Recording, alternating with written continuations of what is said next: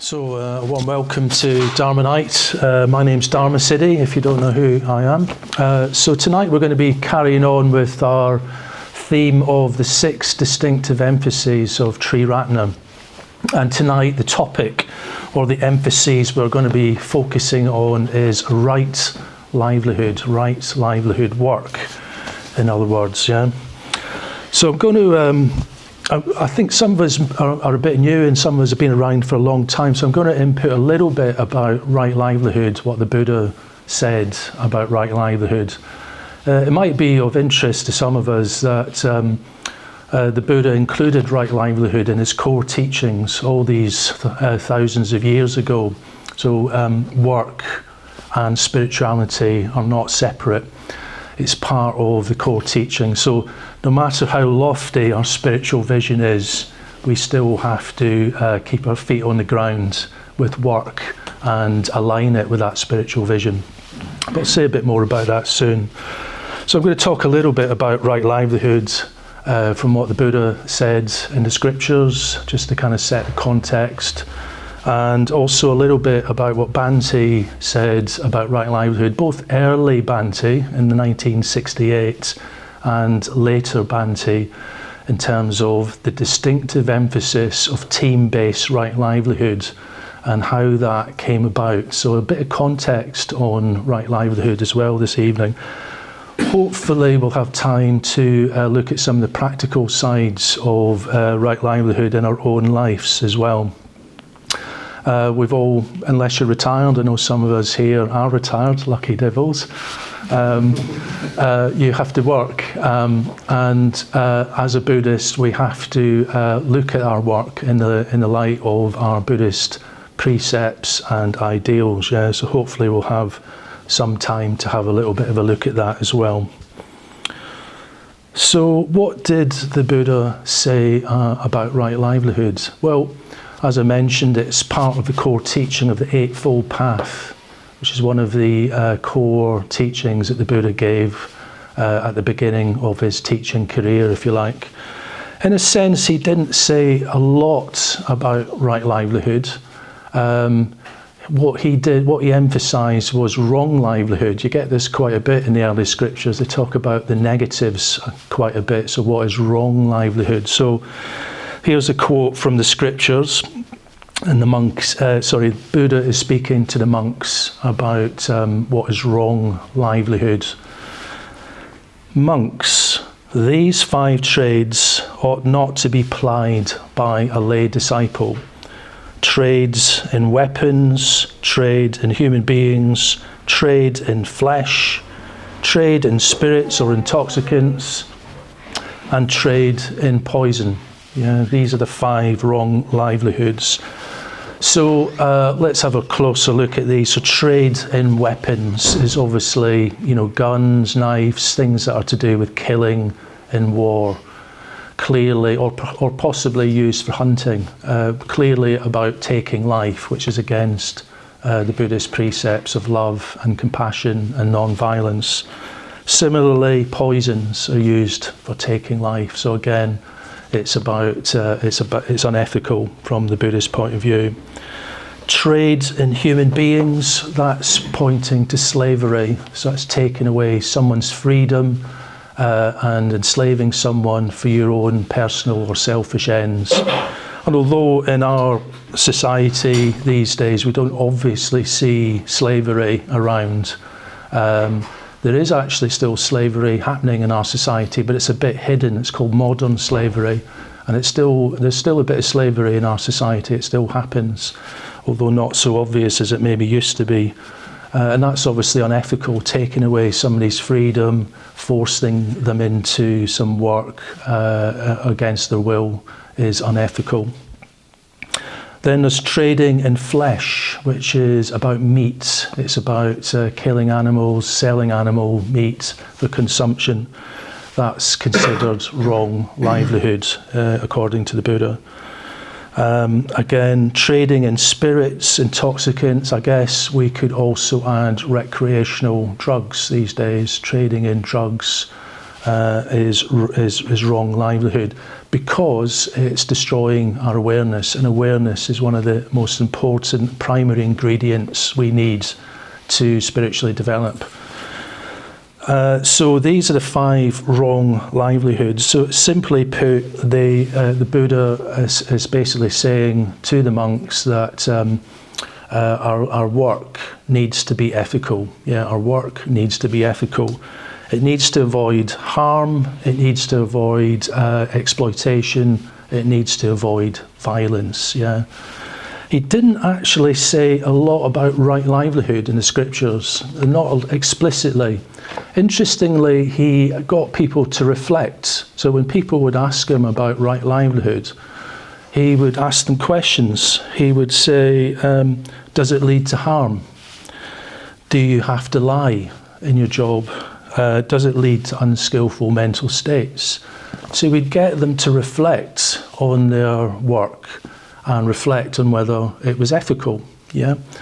And obviously people could decide for themselves whether it was wrong livelihood or right livelihood.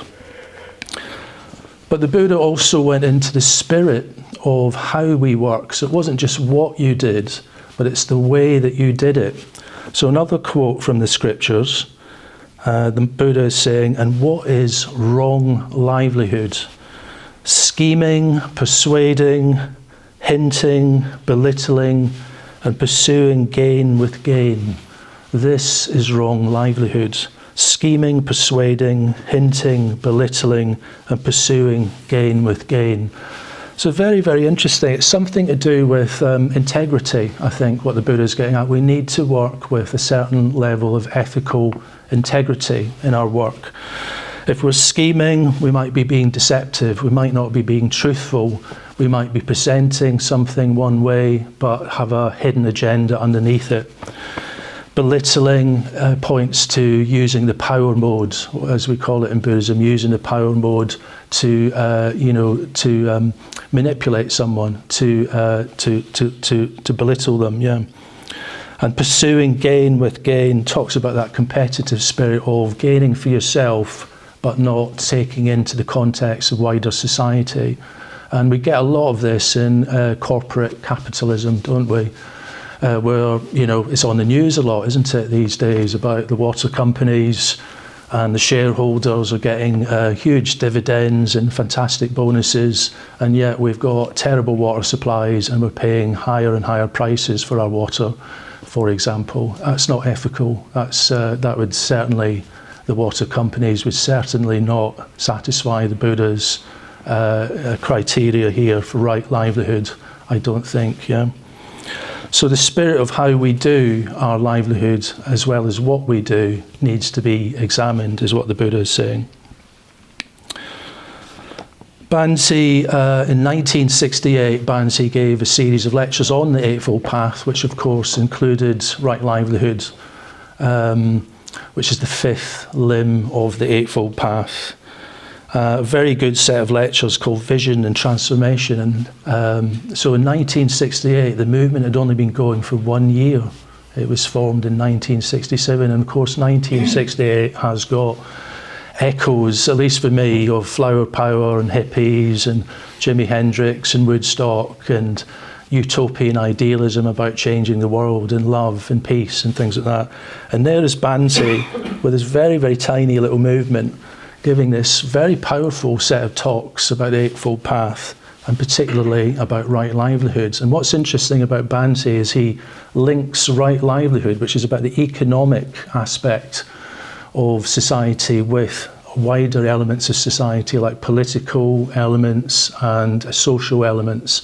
He thinks that these two are also implicit in that stage of the path. Yeah.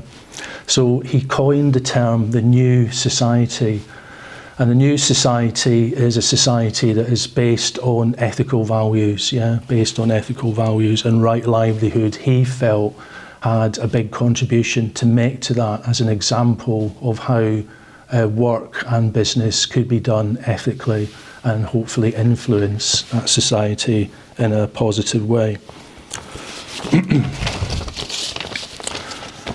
Bansi talks quite a bit about the relationship between our spiritual lives and our work.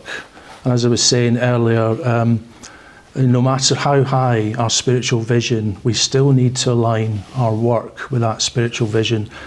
And sometimes work is where the rubber hits the road. It's where we engage with society. It's where we have to, our values and society's values come into some kind of relationship, yeah. And it's not optional. There is a sort of legacy from monastic Buddhism where, and Bansi noticed this himself when he was in India for 20 years or so as a monk. He noticed he wasn't really allowed to work. It was seen as unspiritual. It was undignified to work if you were a monk. The lay people did all the work. The monks were only really allowed to teach, meditate, and do rituals and things like that. They weren't allowed to get their hands dirty, so to speak, and do work.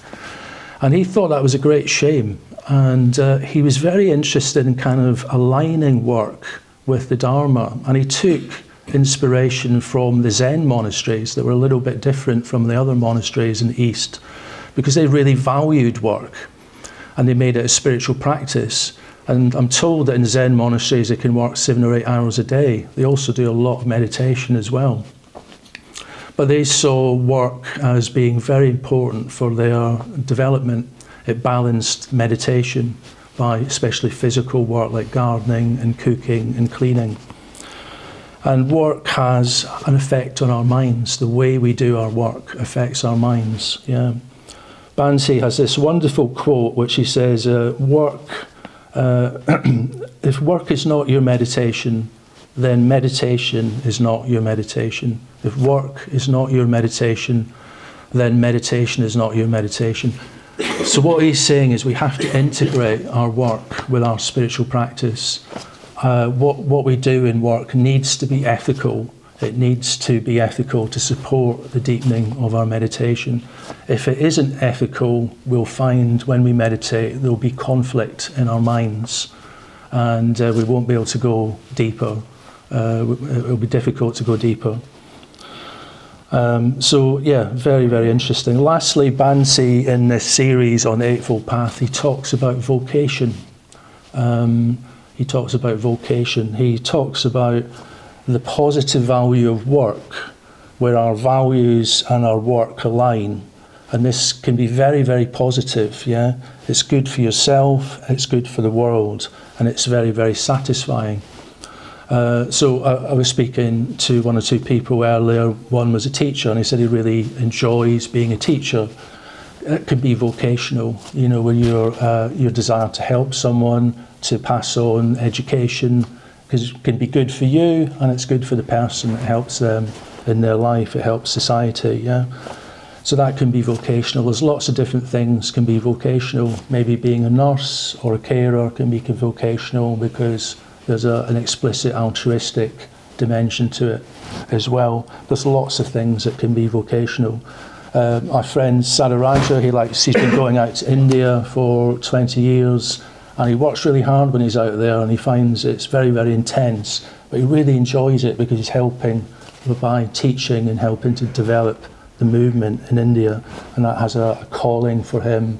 It has a vocational element for him, yeah.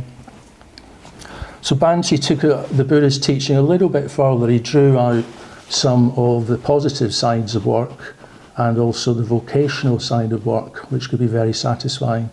Bansi himself also really liked working for the Dharma, writing, meeting people, giving talks, running centres, that sort of thing. So he really enjoyed his work and integrating that with his Dharma practice.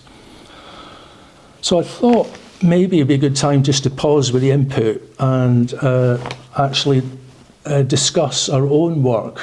Maybe we can break into 2s or 3s and just chat about what we do if we work, or what we used to do if we're retired.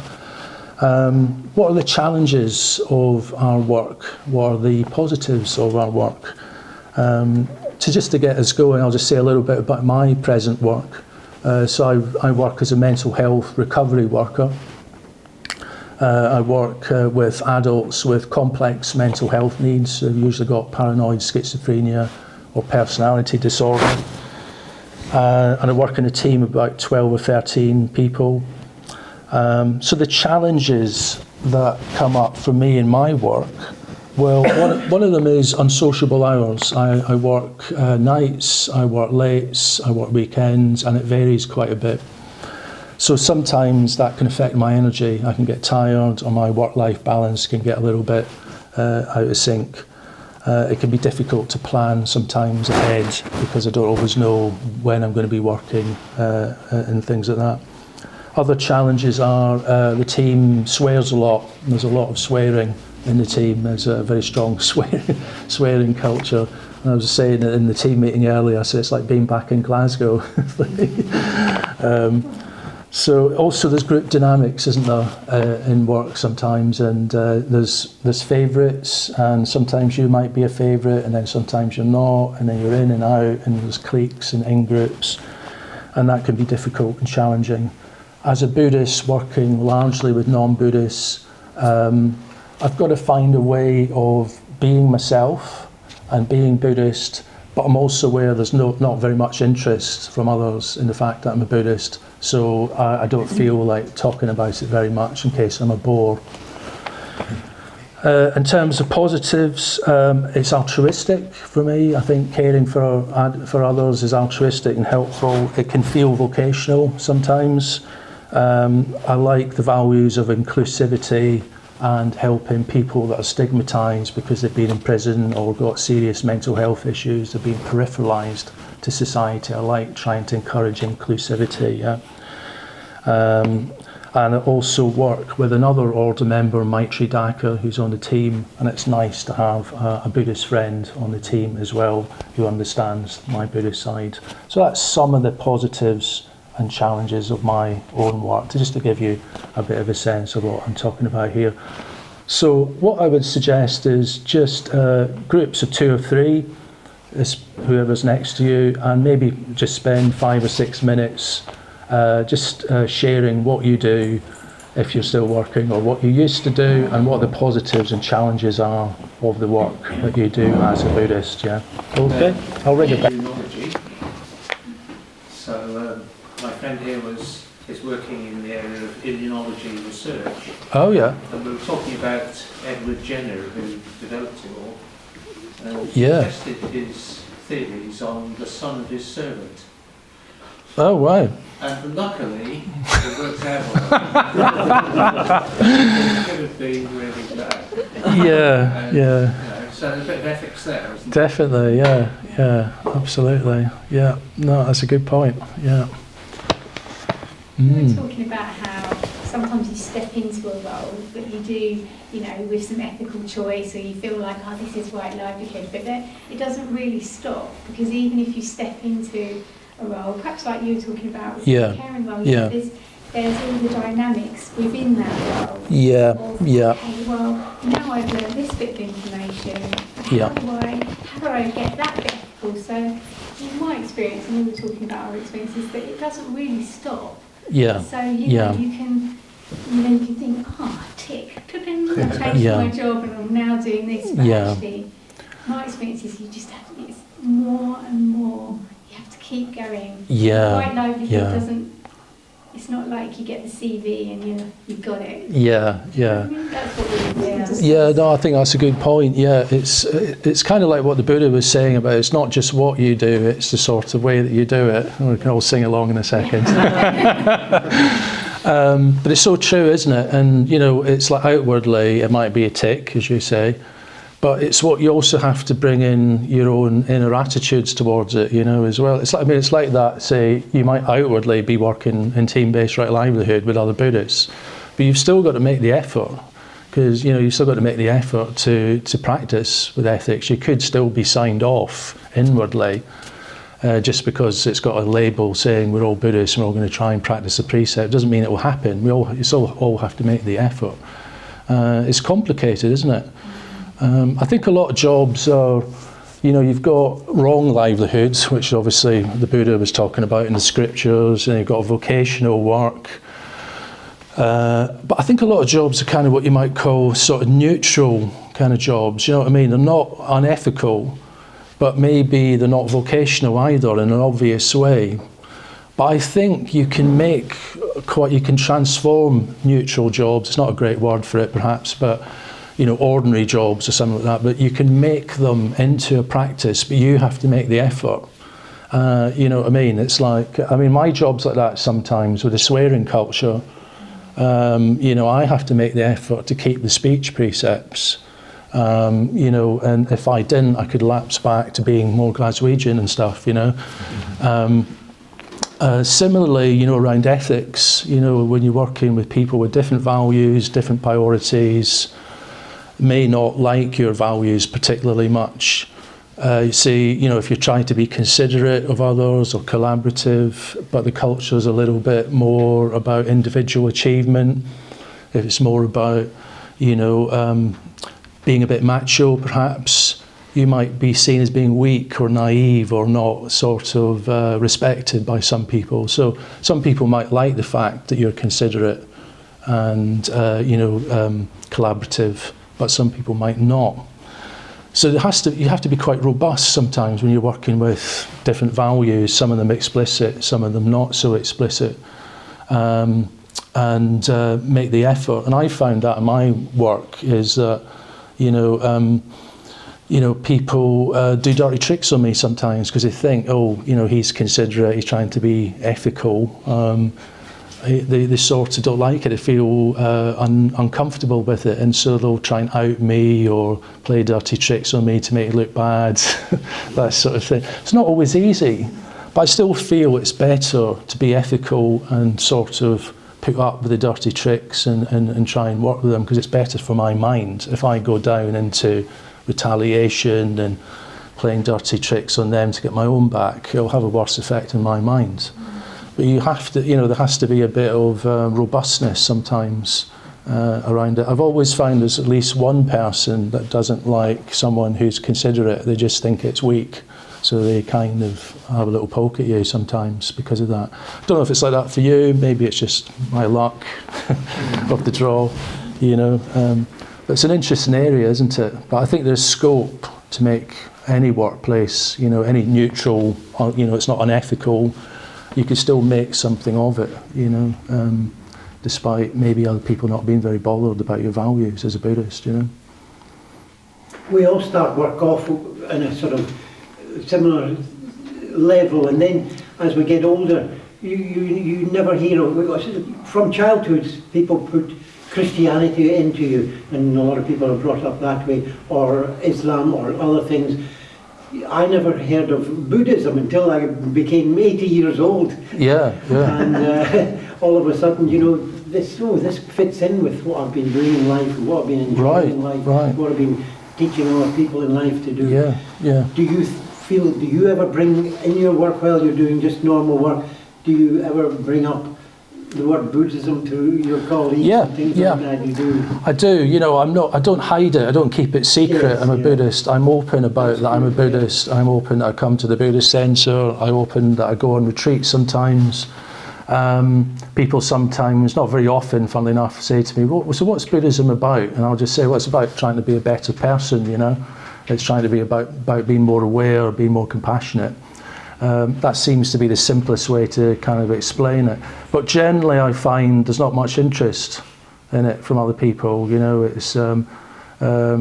It's seen as maybe a little bit different, especially if I go on retreat. There can be a little bit of silence. Right? It's like, he's going on retreat, we don't know what to say, and then you have to kind of translate it a little bit into something that might be more understandable. It's about, rejuvenating oneself. It's about contacting your values in a deeper way, sort of thing. It's about de-stressing. That kind of language works with people. So it's finding bridges to communicate oneself as a Buddhist. But generally, I do have to tone it down. When I worked for Team-Based Right Livelihood at Windhorse Evolution here in Cambridge, it was nearly 20 years, and I was out as a Buddhist. We all were. You know, I used my order name there. We did rituals and pujas in the warehouse.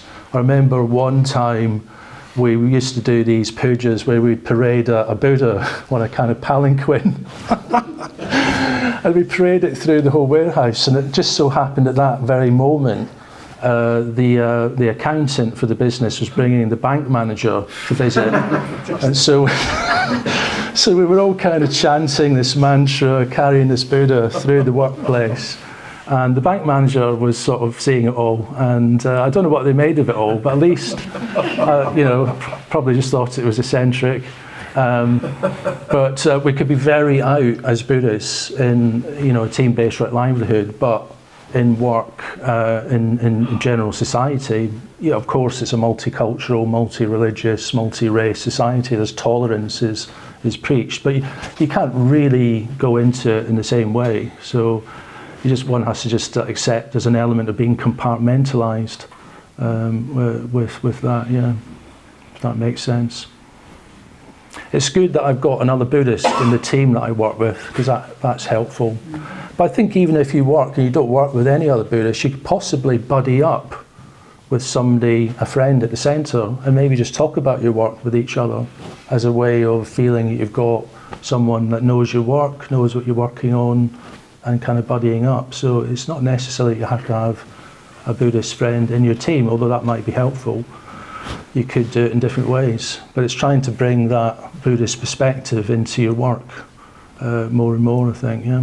Yeah, I find that the more you talk about your religion, and then you mention Buddhism, and you start talking a little bit about it, then they get more and more understanding, and suddenly they want to know a bit more about it, and comes up. Yeah. But it took me 80 years before I came in here. Right. Well, you've made it now, you've done it. Yeah, great. Any other questions or points? Okay. Well, I think what we'll do is we'll meditate actually, and then after the break, I'll input a little bit about team-based right livelihood after the tea break, and then we can discuss it. And I'll give a bit of context about team-based right livelihood as well, and how it came about, and the history of it in the movement, and what the 4 distinguishing features are that Sangharakshita clarified. So welcome back to part 2 of tonight's input. So we had a bit of input about what the Buddha said on right livelihoods, and we kind of could see that the sort of bottom line, if you like, as a Buddhist, is that our work shouldn't be unethical. Yeah, it shouldn't be unethical.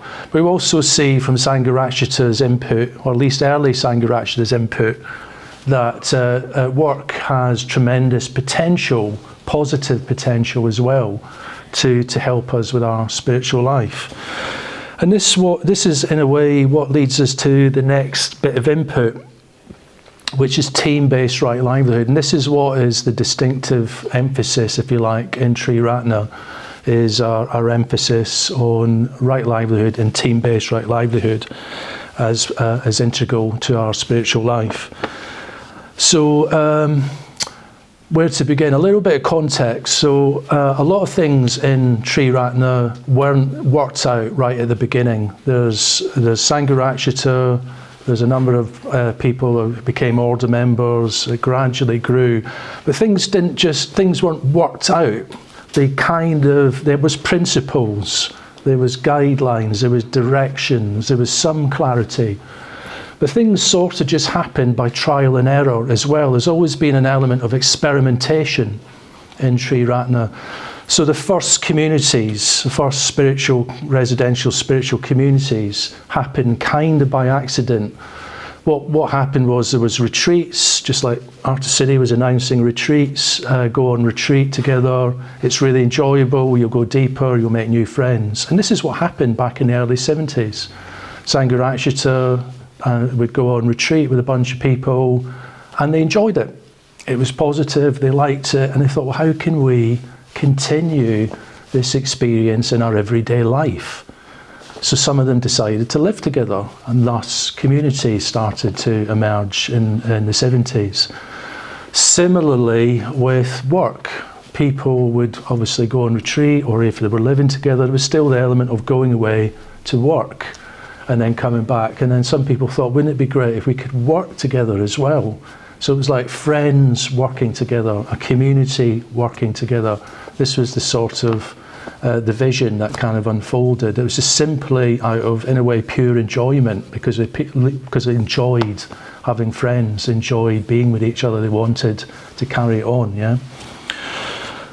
So by the 90s, Sangharakshita had sort of seen a lot of experiments go on. There was a seminal stepping stone, I should mention, in the late 70s, which was the building of the London Buddhist Centre, the LBC.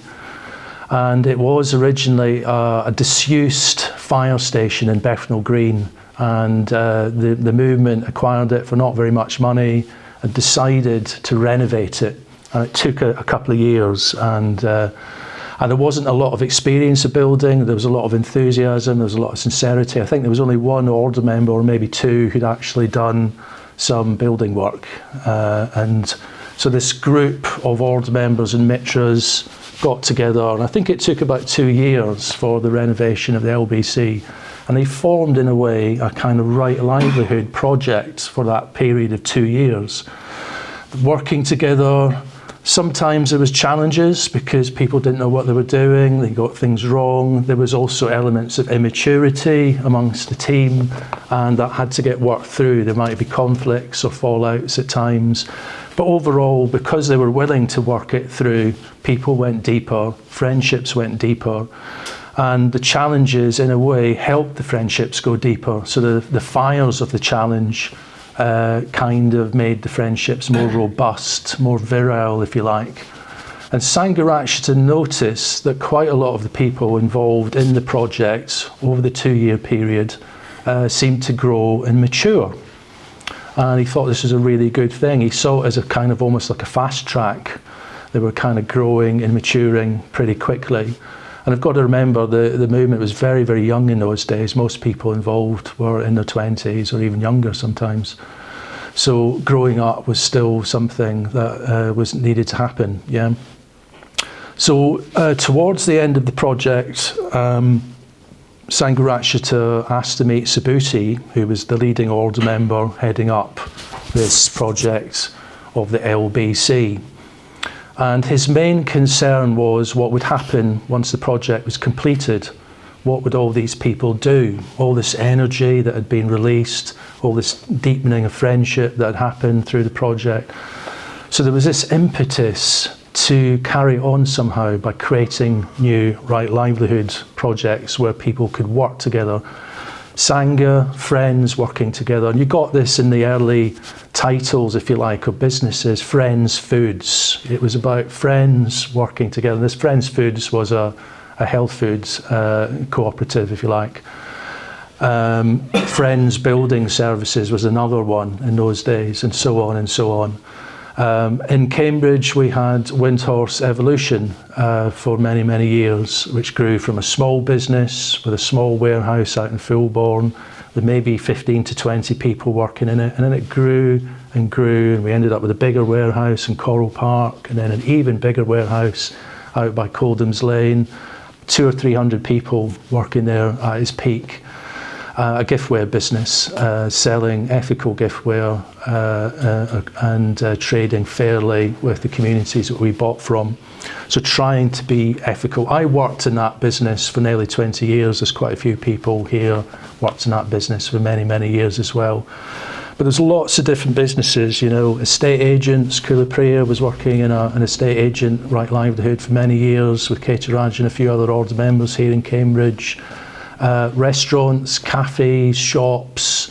There was lots and lots of different experimentations over the years, and people grew and developed from them. Yeah. So this is where it began. You know, this is how it began. It began, in a certain sense, just by chance. Yeah. And then Sangharakshita kind of clarified what a team-based right livelihood was over the years. And there's a very, very good talk on Free Buddhist Audio when Sangharakshita talked about this in 1992 at the European Buddhist Convention. So lots of leading Buddhists in the West were there. Thich Nhat Hanh was there. There was other people there that were well known at the time. And Sangharakshita gave this talk, and it was largely about transforming society, but it included team-based right livelihood. And it was a really powerful talk. I listened to it just a couple of weeks ago when I was reflecting on this topic, and I was quite blown away by how powerful it was, even though it was back in 1992. So Sangharakshita has 4 distinguishing features of team-based right livelihood, which I'm just going to go into a little bit tonight. Yeah. So the first one is that a team-based right livelihood provides people with a means of support. And now, and in those days, this was not a wage or a salary. It was based on your individual circumstances and your individual needs. So it was about what you needed to live a happy, healthy human life, rather than selling your skills on the economic marketplace. Some people do well, the skills are highly valued, you get a great salary. Some people don't do so well and earn a lot less. And I'm really shocked at the moment in the news with reading stories about nurses who have to use food banks. I think it's terrible. I'm sure they're not abusing that. I'm sure it's a genuine thing. So you work in a full-time job as a nurse, maybe you're a single mum, and you have to use food bank. I think that's shocking because in our society at the moment, the wages are not based on need. Yeah, they're based on the market, and some people are doing well from the market and some people aren't, and I think that's wrong. But that's an example. So this is where support is a bit radical. It's about need. And Keita Raja, as many of you know, is the chairman here. He used to be the managing director of Windhorse Evolution, right? And he would be financially on less than somebody who was a shop assistant or a warehouse worker, because they might have a family and their need might be for more money than him. Everyone was giving in their own way to the situation, but their needs were met. So they were separating out the economic side of things from the, if you like, the instinct to give, the altruistic instinct to give and work. So it was quite radical that somebody who was an MD could be on less money than somebody who was a shop assistant, because that wouldn't translate in the normal marketplace. But that's what happened because we were based on need. So this is the radical implication of support. It's based on your needs rather than your wants and preferences. Yeah. So you're cutting through the bargaining mentality. Yeah, of you'll only work if you get praise or wages or support, or you'll only do it out of fear of disapproval of the boss or of not fitting in. It's getting away from that, and it's quite liberating to do that. So this is the principle of support. Yeah, the principle of support is the first one. Secondly, they engage in such activities that are ethical in accordance with the precepts. And moreover, the team-based right livelihood businesses are run in an ethical manner, and the workers treat one ethically. So this is like your traditional right livelihood teaching, which the Buddha, to some extent, clarifies in the scriptures. It's what you do and the way that you do it. So let's all sing it. Not what you do, it's the way that you do it. It's about being ethical in spirit and letter, yeah? One of the things I noticed, so as I said, I worked at Windhorse, or team-based right livelihood, for nearly 20 years, a big part of my adult life. And I hadn't really realised how high the bar was of awareness, consideration and responsibility, and in a way integrity that was around that working situation until I left it. Until I left it. It was when I came out of that and then went into various jobs in society.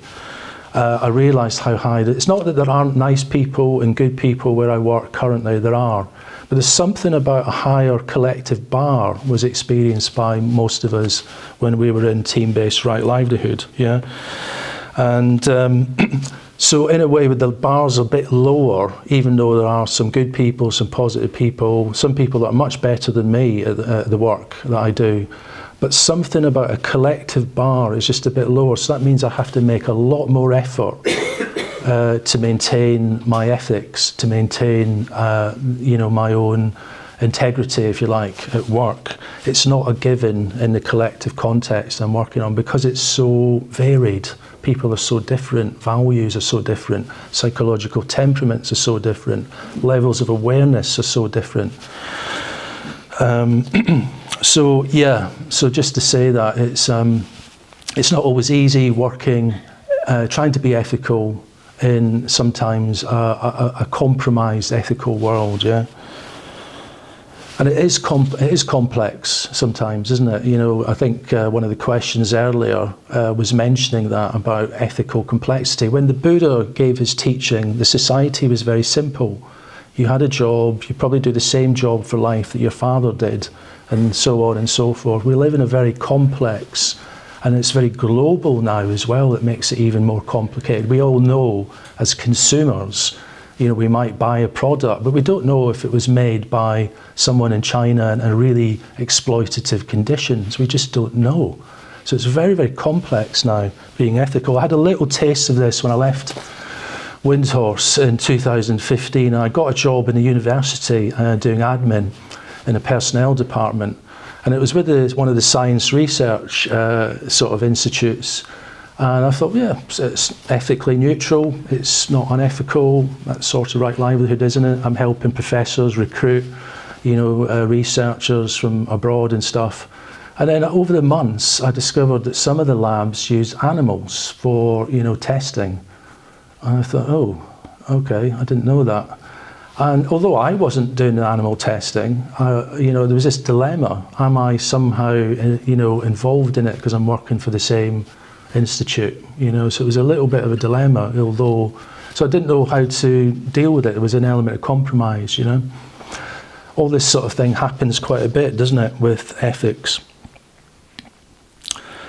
But yeah, ethics, working in team-based right livelihood can be good from the point of view that everyone's explicitly trying to go for refuge, everyone's trying to practice the precepts, and although I don't want to give it a rosy picture about right livelihood because we had our conflicts, we had our fallouts, we had our ups and downs as well.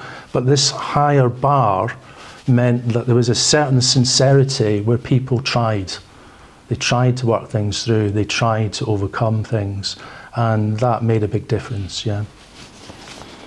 So ethics. Thirdly, they provide opportunities for the development of spiritual friendship within the work situation. So as I say, the impetus for a lot of right livelihoods from the LBC onwards was simply to spend more time with people that you wanted to spend time with. Friendship, Sangha at work, friendship at work. And it can be very, very good from that point of view because we might have to compartmentalise our Buddhist life a little bit when we work, and then we come to the centre, and then we work with people who may be not very interested in what we do or Buddhism. So there's a limitation. It might feel like we're compartmentalising our lives a little bit at times.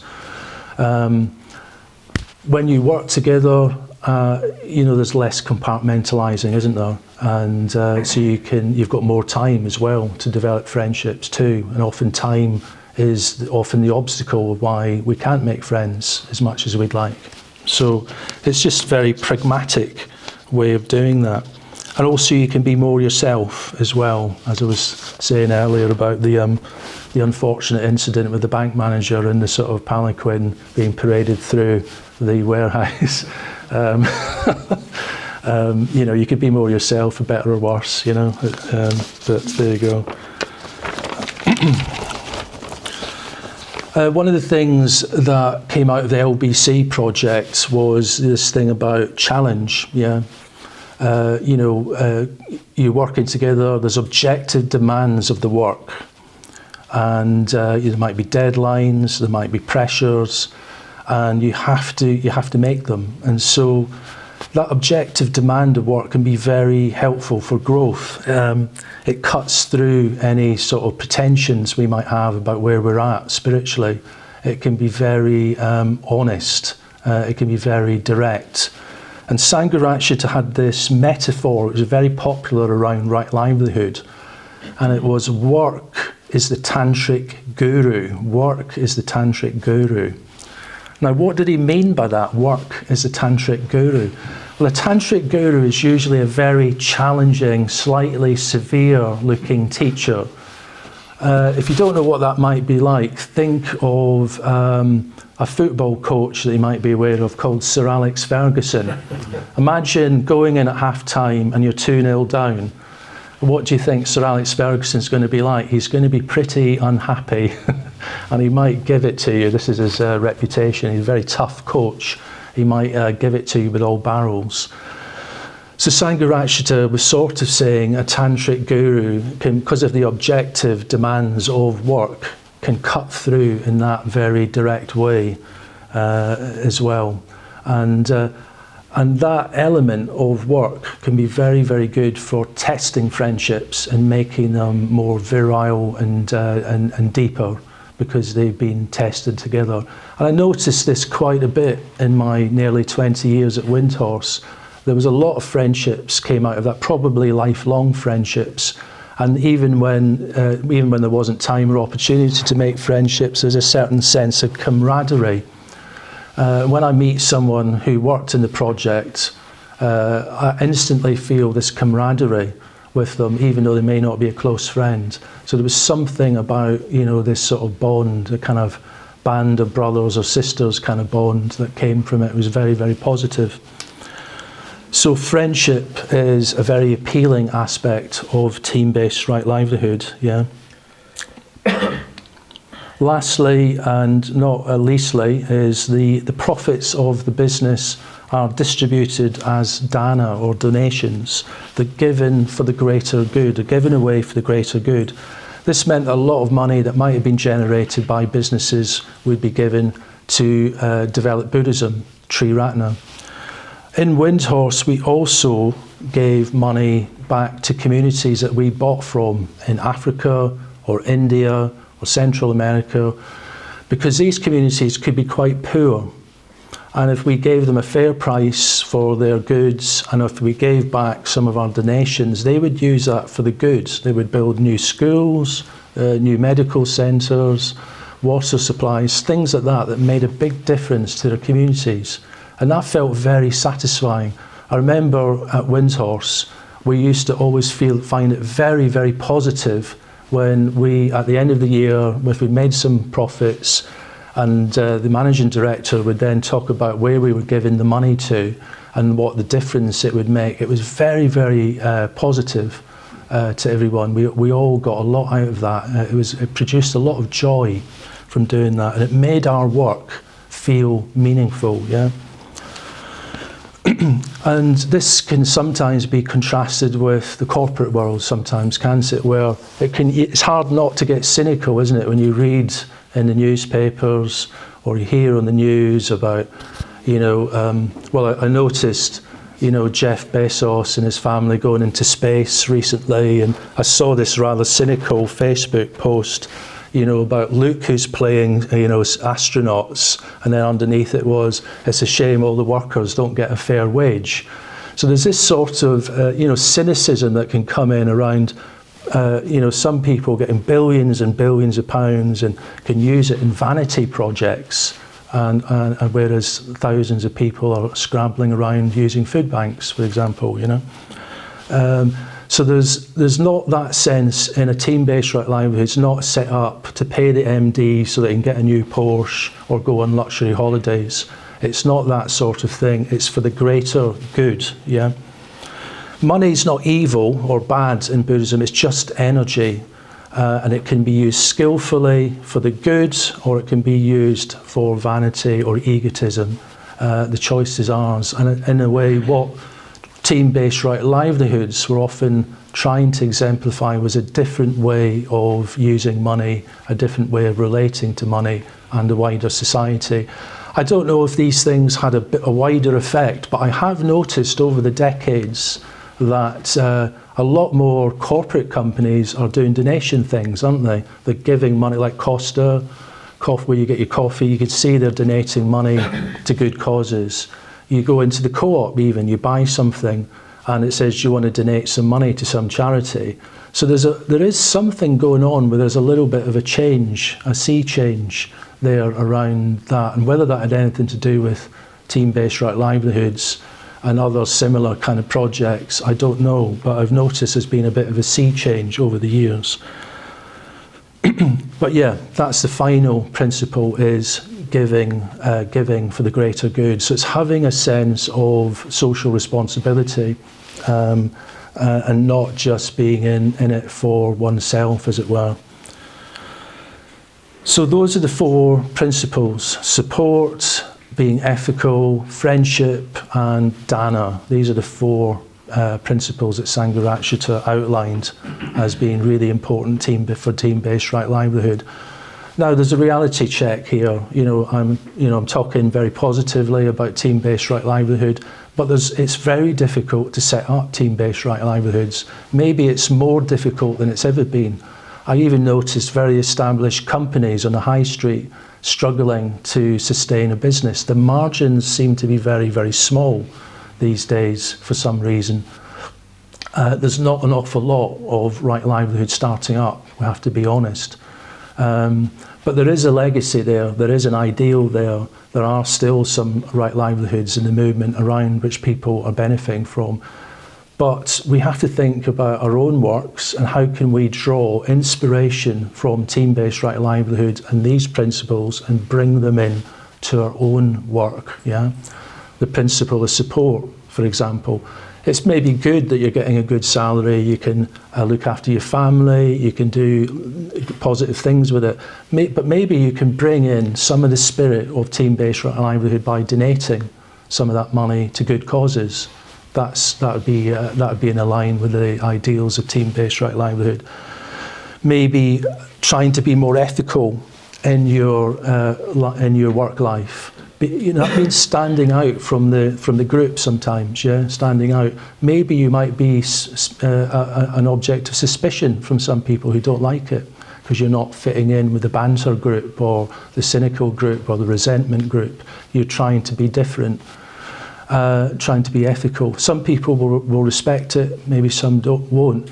But you're ploughing your own fields and you're being self-directed because it's coming from a deeper place and you make it part of your practice. Yeah. Similarly with friendship, you may have friends in your work and they're not Buddhists. That's great. The spirit of friendships. It's good to try and cultivate that wherever we go. But maybe you have a desire for Buddhist friends. Maybe buddy up with someone and talk about your work and your practice of right livelihood with others. That could be a possibility. And then, yeah, lastly, the giving of donations. I've already mentioned. Yeah. So what I thought we could do is we've got some time to break into groups and maybe just discuss some of the input from the Buddha, from Bhante, from the 4 principles of team-based right livelihood. Have a bit of a discussion and try and relate it to your own work. What inspirations can you draw from these teachings on right livelihood and team-based right livelihood to improve your own engagement with your work, whatever that happens to be? How can you make it more altruistic, for example? Yeah.